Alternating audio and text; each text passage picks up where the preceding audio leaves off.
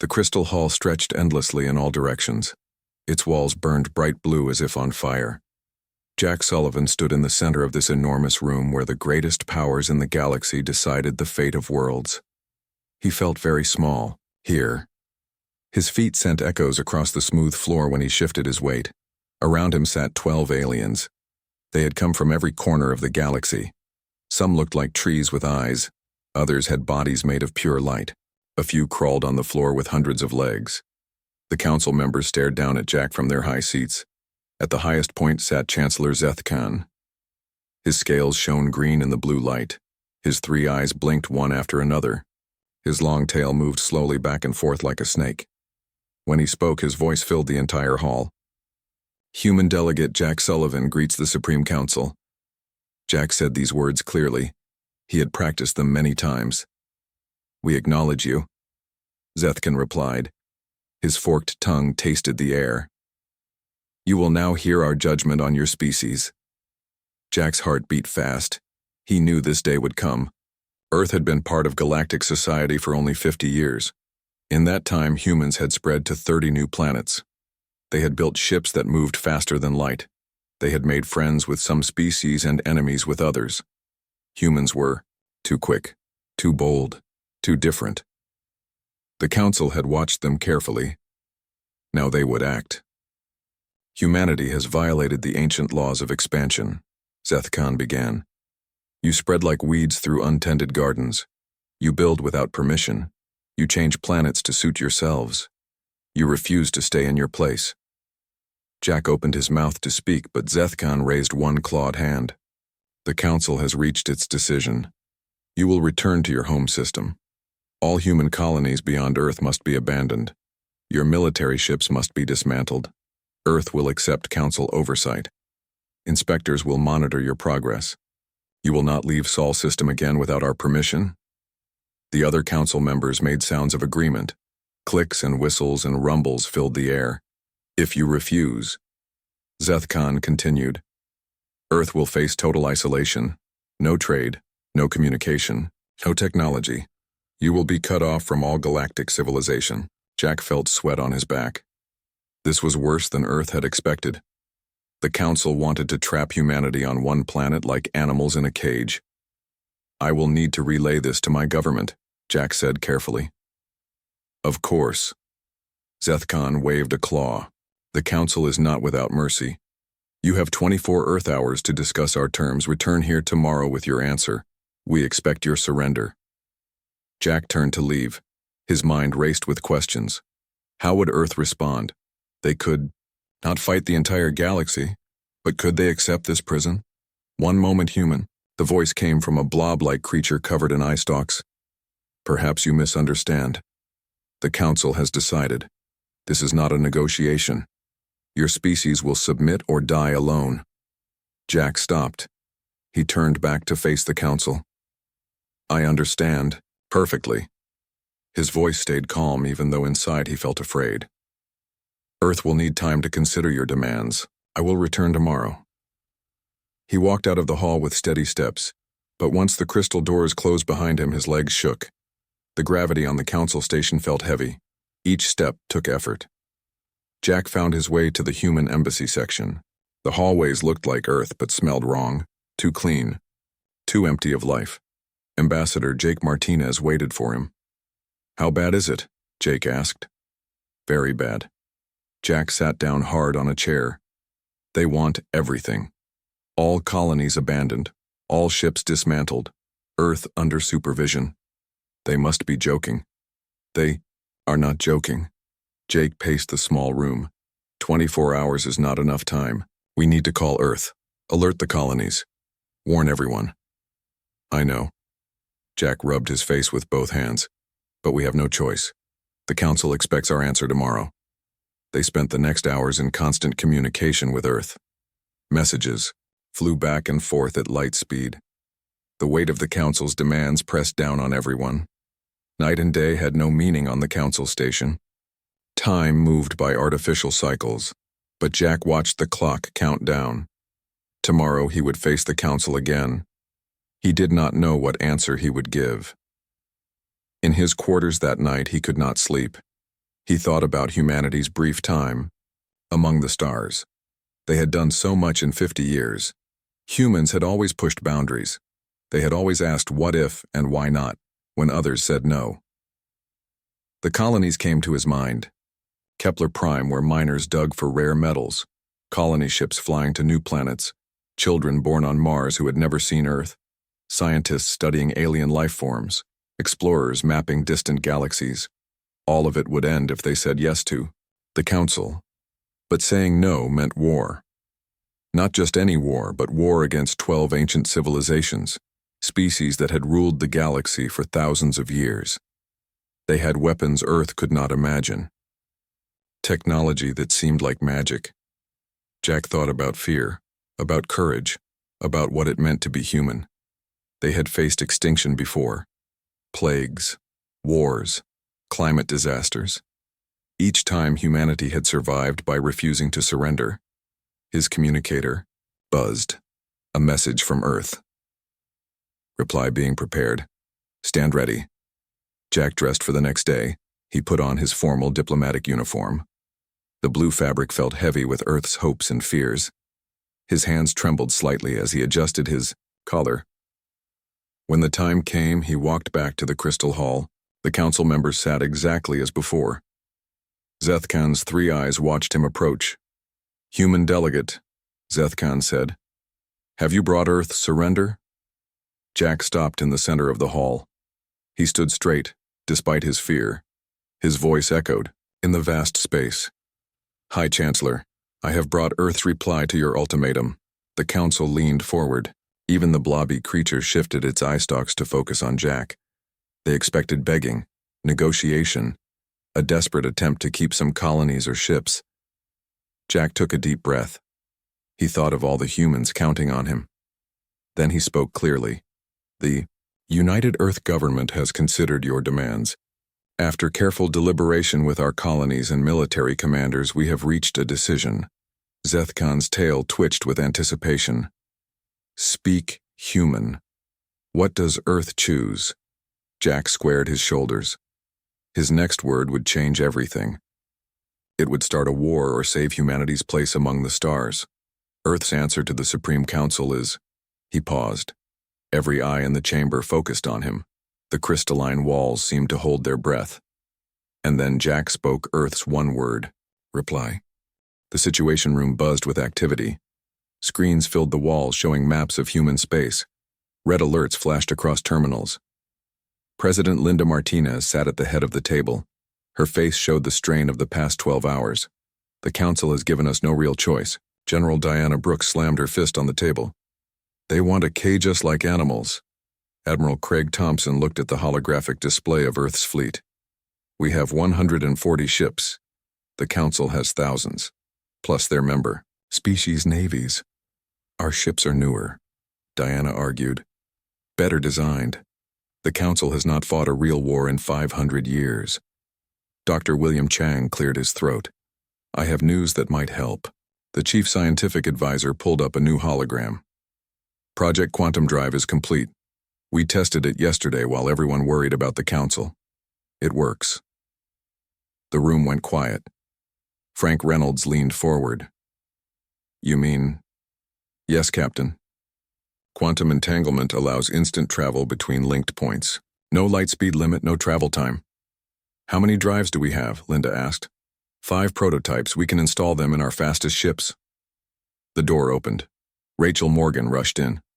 Sorry I'm late, Madam President, but you need to hear this. She activated her tablet. Project Shield is ready too. The defense platforms are online around Earth and Mars. Defense platforms? Craig raised an eyebrow.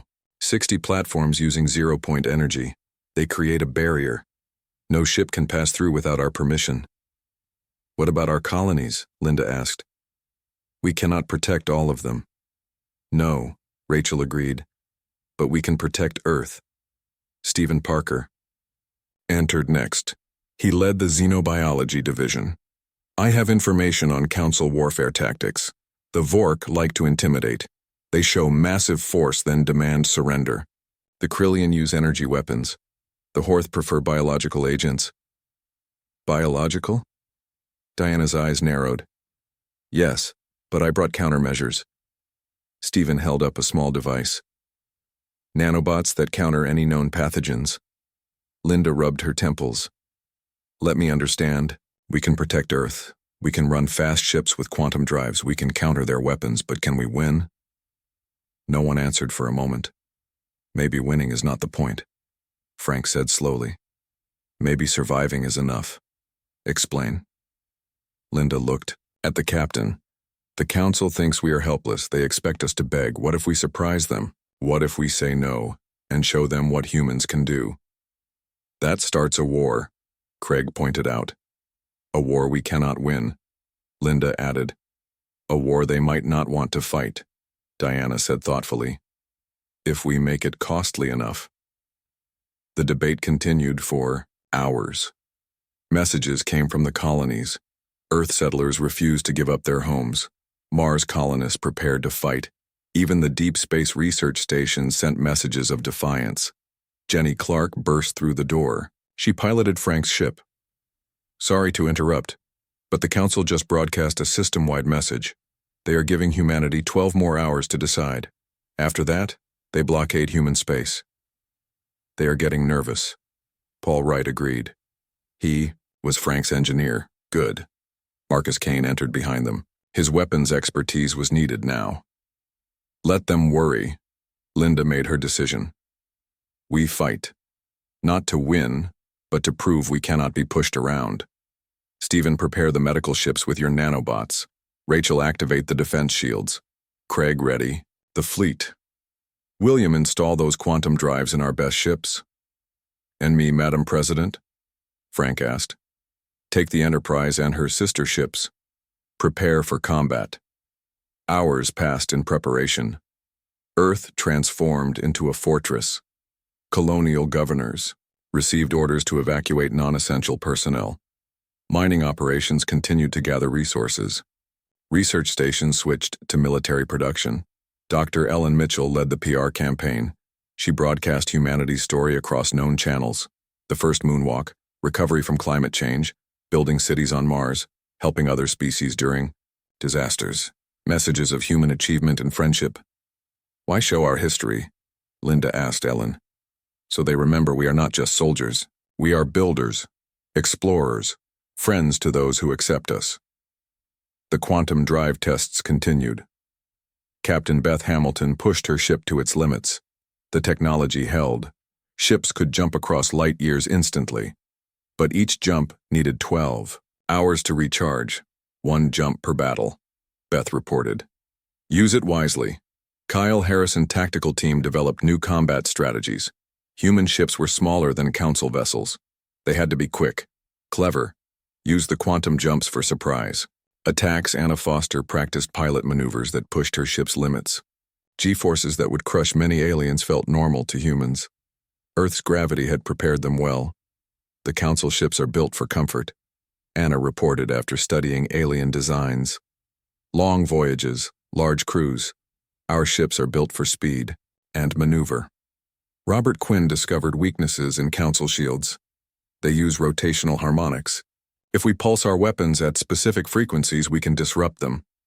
Time ran out too quickly. Jack Sullivan's deadline approached. On Earth, people gathered in squares and homes. They watched broadcasts of their ships departing docks, military, exercises that looked like preparation for war. Children in schools drew pictures of spaceships.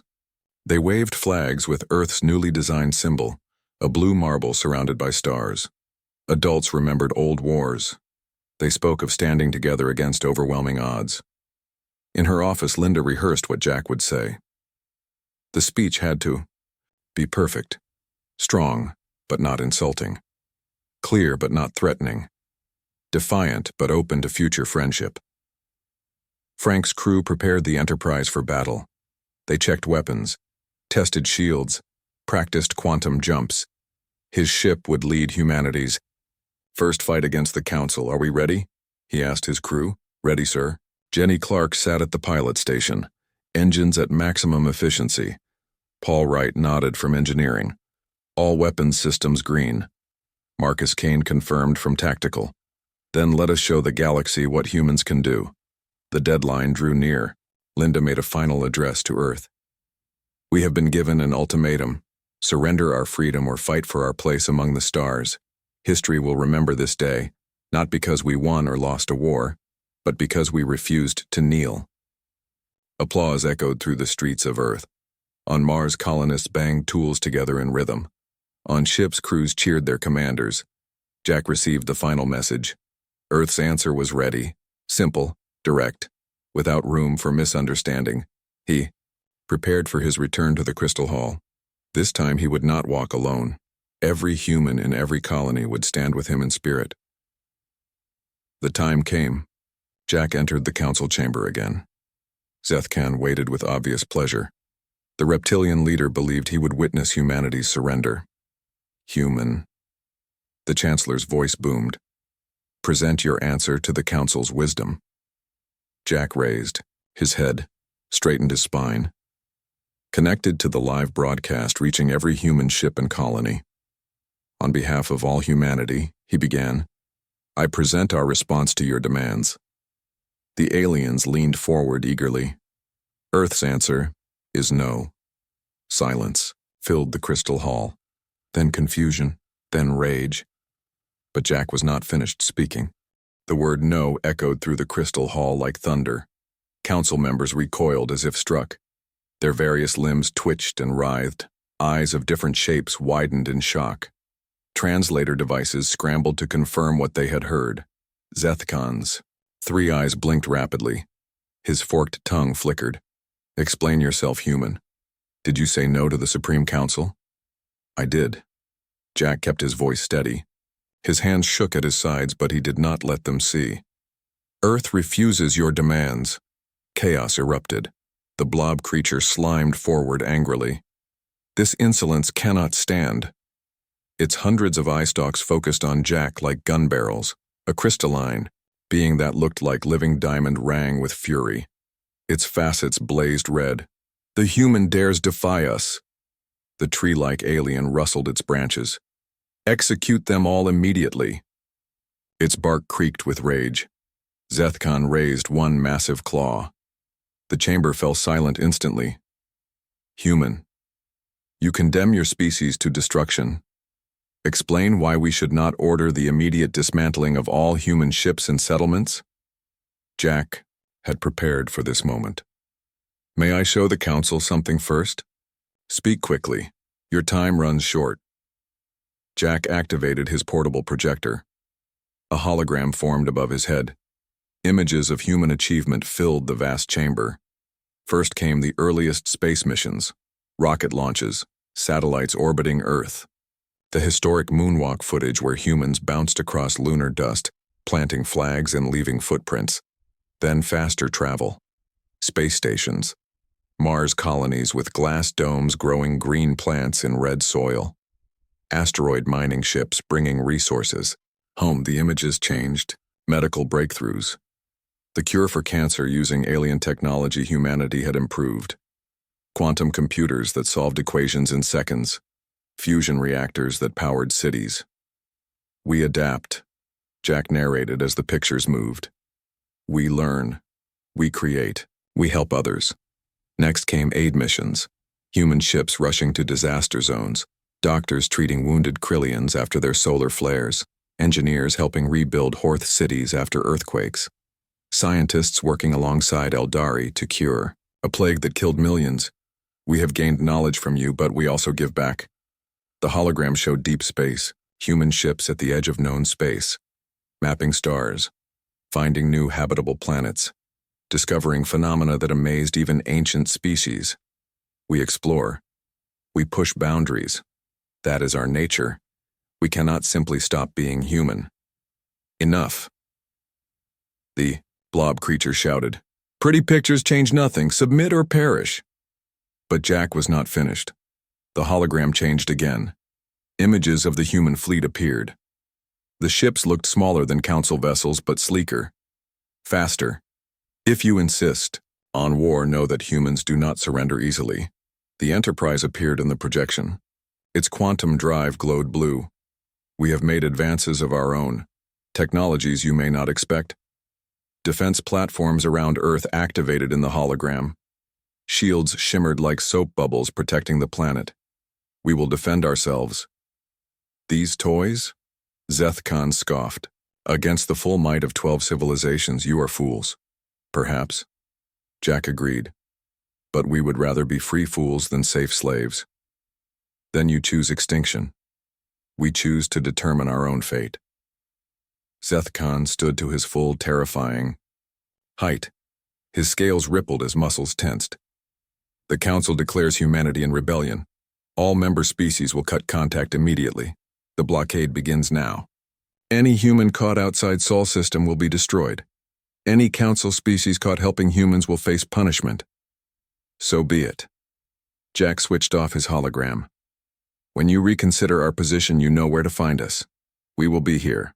Free. Drag him out, Zethkin commanded. Send this message to Earth. They have 6 hours to start dismantling ships. After that, we attack. Guards moved forward. Jack did not resist as they escorted him from the chamber. But as he left, he heard whispers among the Council members. Some sounded less confident than before. Once outside, Jack hurried to his ship. Communications buzzed with activity. Messages poured in from every human world. Well done, Jack. Linda Martinez's face appeared on screen. Now the real work begins. They are coming, Madam President. 6 hours. We expected nothing less. Everyone is prepared. Jack's ship left the Council station. Around him, other human vessels did the same. They formed a defensive pattern as they retreated to Sol system. Back on Earth, final preparations raced forward. Rachel Morgan activated all defense platforms. The energy shields flickered into place around Earth, Mars, and the Moon. They would not stop every attack, but they would help. Frank Reynolds positioned the Enterprise at the edge of the system. His quantum drives were charged. His crew was ready. All ships check in. His voice carried across human space. One by one, vessel commanders responded. Frontier ready, Beth Hamilton confirmed. Endeavor ready, Kyle Harrison reported. Spirit ready. Anna Foster acknowledged. The colonial planets executed evacuation plans. Non-combatants loaded onto transport ships. Warriors and defenders took positions in newly built bunkers. Stephen Parker distributed his medical nanobots to every ship and colony. If the Council used biological weapons, humanity would be protected. William Chang coordinated the quantum drive ships. Only 5 had the new technology. They needed exact timing to maximize their impact. Quantum jumps calculated, William reported. Ready for insertion behind enemy formations. Messages arrived from unexpected sources. Some alien traders wished humans luck secretly. A few Eldari scientists offered to share shield improvements. Even some younger Krillians expressed admiration for human courage. The cracks show, Ellen Mitchell noted. The Council is not united. Divided or not, they come to crush us. Diana Brooks prepared ground defenses. Orbital cannons powered up around military shipyards. The 6 hours passed quickly. Throughout human space, families gathered. Warriors prepared weapons. Engineers checked equipment. Everyone waited for Council wrath to descend. Right on schedule, long-range sensors detected massive energy signatures. A fleet approached Sol system. Not the entire Council force, but enough to overwhelm human defenses through pure numbers. 127 ships. Craig Thompson read sensor data, including 3 Council dreadnoughts. Shields to maximum. Linda gave the order. All ships to ready positions. Frank watched the enemy fleet emerge from faster-than-light travel. Their ships were indeed enormous.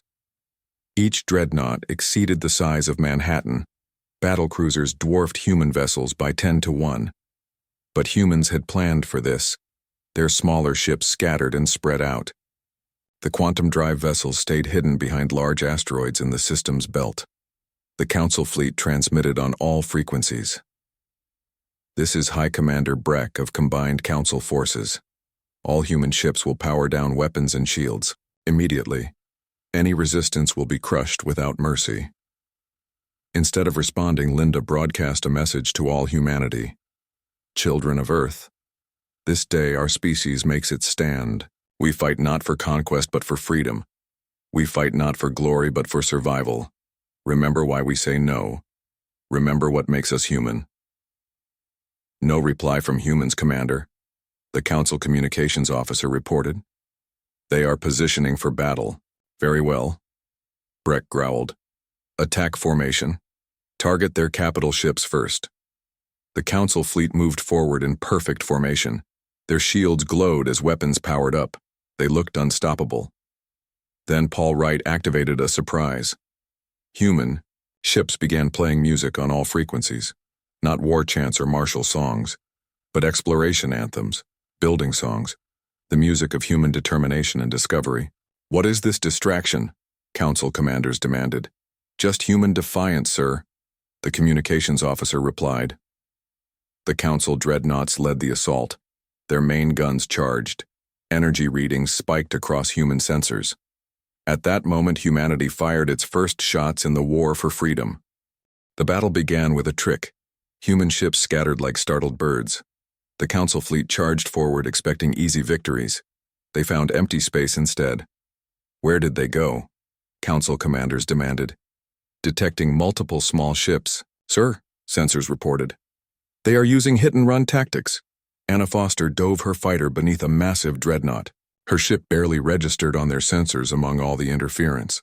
She fired precision strikes at exposed shield generators, like fighting a whale with a wasp. She reported as shields flickered. But wasps can still sting. The Council adapted quickly. They turned their guns on the smaller targets. But human ships moved too fast. They jinked and rolled through space in patterns no Council pilot would try. Executing Maneuver 7, Kyle Harrison called out. His ship spun on 3 axes while firing. The extreme G-forces would have killed most alien crews. Human pilots pushed through it. Their ships move wrong. A Vork captain hissed. No species can handle such acceleration. The Enterprise waited hidden in the asteroid belt. Frank Reynolds watched the battle develop. Engineering report status. Quantum drives at 97%, Paul Wright shouted over alarm klaxons. Ready for jump. Lock target on the command ship. Marcus Kane's fingers flew over weapons console. Target locked, sir. All torpedoes armed. Execute quantum jump delta. Space rippled. The Enterprise vanished from its hiding place and appeared directly behind the enemy flagship. No warning, no sensor detection. One moment, empty space. The next, a human battleship at point-blank range. Fire. Full spread. Quantum torpedoes slammed into the unshielded rear of the Council command vessel. Explosions blossomed across its hull. The massive ship lurched forward, trailing debris. Jump now, Frank ordered. The Enterprise vanished again before return fire could lock on. 3 jumps in quick succession placed them attacking from different angles. The quantum drives taxed their ship but gave them the element of surprise again and again. The Council fleet began to panic. Enemy ships appeared without warning, fired devastating volleys, then disappeared like ghosts. Traditional tactics failed. Against such fighting, they should not have this technology. Alien commanders struggled to adapt. How do they move without warning? Human ingenuity showed itself. Some ships had installed experimental weapons. Bold Earth tech upgraded with alien tech humanity acquired through trade. Jenny Clark used a magnetic pulse to disable smaller enemy vessels. Remember the Montana, she whooped. Her beam weapons traced patterns that would have made old Earth pilots proud. Robert Quinn discovered the shield weakness he predicted. His precisely tuned pulses disrupted multiple enemy ships. Their defenses flickered just long enough for follow-up strikes. Diana Brooks commanded Earth's defense from the ground. Enemy ships approaching low orbit. Activate surface defenses. Giant railguns hidden on the moon fired dense metal projectiles. The simple weapons moved too fast for shields to stop. They punched through alien armor designed to counter energy. Weapons, primitive weapons. Council ship captains screamed as missiles ripped through hulls. They used kinetics like savages.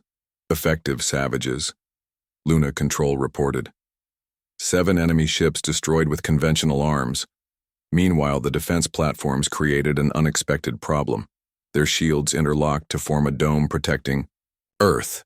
Council ships tried to push through but bounced off the barrier like insects against glass. Impossible. Technical officers checked readings again. Shield strength exceeds all models. 0-point energy from Rachel Morgan's design drew power from vacuum space itself. The generators ran cool despite massive output. Each impact strengthened rather than weakened the barrier. At the edge of battle, Dr. Stephen Parker's medical ships waited. His nanobots proved essential when the Horth deployed bioweapons. Clouds of deadly particles meant to consume human ships, instead were neutralized by swarms of protective nanobots. Bioattack ineffective. The Horth captain shook his tentacles in confusion. They counter our molecular weapons. The tide began shifting. Council losses mounted beyond expectations. Human tactics upset centuries of military doctrine. Ships that survived returned to medical ships for repairs far from front lines. We are losing 1 ship for every 10 we destroy, Beth Hamilton radioed. Their numbers are still greater, but the ratio improves. The quantum drive ships continued hit and fade tactics. 5 ships acted like 50 through calculated jumps. They targeted command vessels, supply ships, communications relays. Anything that disrupted Council organization. High Commander Breck still led the assault. He ordered heavier weapons brought forward. Deploy the Void Breakers. His order chilled even his own officers. These weapons ripped space itself. Sir, those are banned by Council agreement. No longer. Fire at will. Reality tore near a human ship. Space folded wrong. The vessel shuddered but did not break apart. What protected them? Breck demanded answers. Unknown, sir. Their shields adapted to spatial distortion. Scientists on Earth had studied every weapon type. They prepared countermeasures that seemed impossible. Energy barriers that bent along with space. Hull designs that distributed dimensional stress. Nothing kills them. Council forces grew desperate. Something is wrong. Old Council members watching from afar began to understand. These humans prepared too well. They expected our every tactic. 5 days of continuous battle. Neither side could claim victory. Council casualties mounted. Human losses accumulated. Both fleets battered but functional. Then Dr. Nathan Pierce discovered the truth. Analyzing captured data streams, he found the real reason for Council aggression. Madam President, I found it. The Council fears us not for what we are, but what we become. Explain quickly, Linda demanded. Their own projections show human technological growth rate. In 50 years, we passed 1,000 years of their development. In 500 years, we exceed every Council species combined. They tried to stop our rise before it began. Yes, and it is too late. The data proves it. Linda understood. Fear drove the Council. Not hatred or superiority, but pure existential fear. Earth threatened their stagnant order simply by existing. During a lull in combat, she made an offer. Open channels to all Council vessels. High Commander Breck, we know why. You fight. We read your projections about humanity's growth. We do not seek to replace you, we seek to join you as equals. End this war now. Let us share the galaxy in peace. Silence stretched across the void. Then Breck's reply burned with rage. Never. Submit or die. Then we die free. Linda cut the connection. The battle entered its final phase. Both sides prepared for a decisive engagement. Council ships massed for one overwhelming push. Human forces repositioned into a clever defensive formation. What followed would shock the entire galaxy. The newest species in Council space was about to teach the oldest a lesson about underestimating humanity. The final battle began as the Council fleet regrouped for one massive push. Their ships formed a wall of metal, and energy pointed directly at Earth. Weapons glowed as they prepared to overwhelm human defenses through sheer firepower. All ships, prepare for final assault. High Commander Breck's voice echoed across Council channels. Concentrate fire on the planetary shields. Break through their defenses. But Frank Reynolds had one more trick. The Enterprise and its 4 quantum drive sister ships had been charging for hours. They appeared as one unit directly in the center of the Council formation. Space itself seemed to ripple. The quantum drives didn't just move ships. They created distortions in space-time. 5 ships working together amplified the effect. What is happening? Council ships detected massive gravitational anomalies. Their sensors screamed warnings. The human ships generated a quantum vortex. It pulled at nearby vessels with irresistible force. Smaller council ships spun helplessly toward the phenomenon. "Pull back," Breck ordered. "Reverse engines." But it was too late. The quantum vortex trapped dozens of ships. Their own momentum worked against them as they spiraled inward. "This is impossible," Council scientists tried to understand. "They weaponized quantum drives." Human forces pressed their advantage. While the vortex disrupted enemy formations, conventional ships attacked exposed flanks. Anna Foster led bombing, runs against disabled vessels. Kyle Harrison coordinated fighter sweeps that picked off stragglers. The tide of battle turned completely. Council ships tried to retreat, but human forces harried them. Not to destroy, but to drive them back. Linda Martinez had given strict orders. "Push them out of Sol system.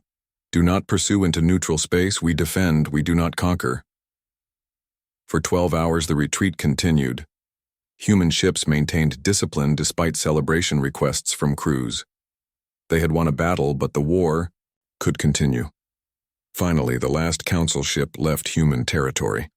Long-range sensors detected no further reinforcements approaching. An uneasy quiet fell across Sol system.